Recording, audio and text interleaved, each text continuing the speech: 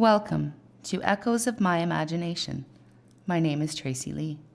Sit back, relax, let me tell you a story.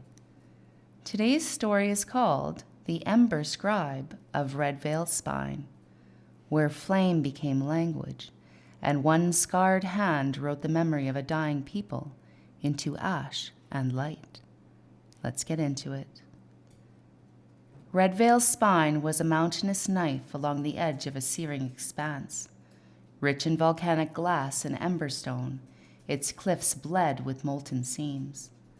Villages clung to its barnacles like crags, shielded from sandstorms by woven basalt walls and soot charms. Its people, known as the Veltari, were born with ink-dark skin, fire-touched eyes, and a memory for stories deeper than stone. For generations, they passed lore through spoken flame, stories burned into hearth smoke, remembered in scent and sound. But when the first silence came, the fires stopped speaking, and the people began forgetting. Until one rose with burnt fingers and a purpose none could explain. Her name was Marain. She was found wandering the glass fields as a child, hands blackened, voice gone. The Veltari healers could not explain the burns. No fire had touched her. It was as though flame itself had nested inside her palms. They raised her among the ash weavers, tending flame altars and gathering coal wisps. She never spoke, but she listened to the crackle of pine, the pop of resin, and the hiss of steam.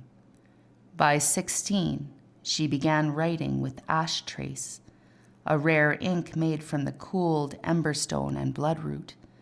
Her symbols glowed faintly red and flickered when touched.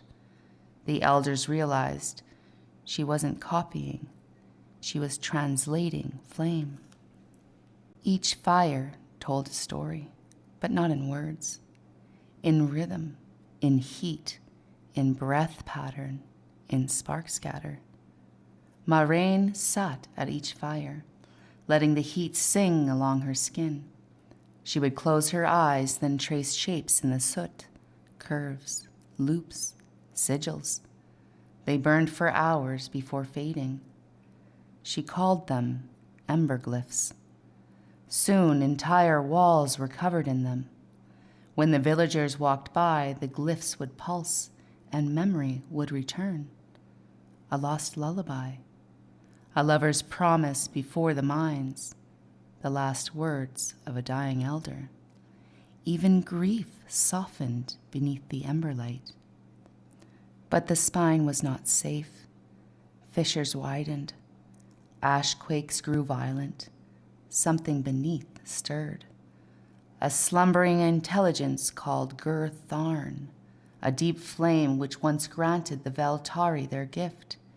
It was waking, angry and wounded by generations of neglect, and it wanted its stories back. On the eve of the Emberfall, Marain descended into the heart chamber, a molten cathedral where Tharn breathed in sleep.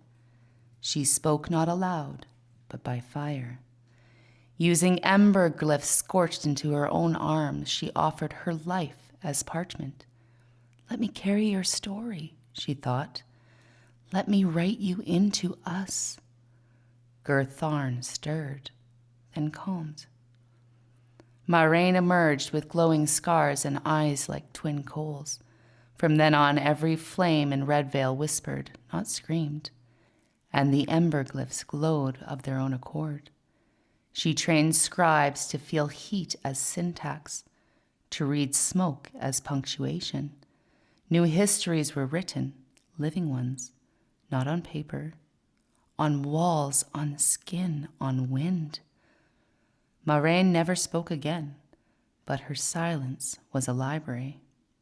The Veltari tell children, if you forget who you are, press your hand to the fire.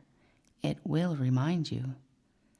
And in every hearth, when the wind howls wrong, a flicker may become a shape may become a glyph, and the glyph may say, I am Moraine.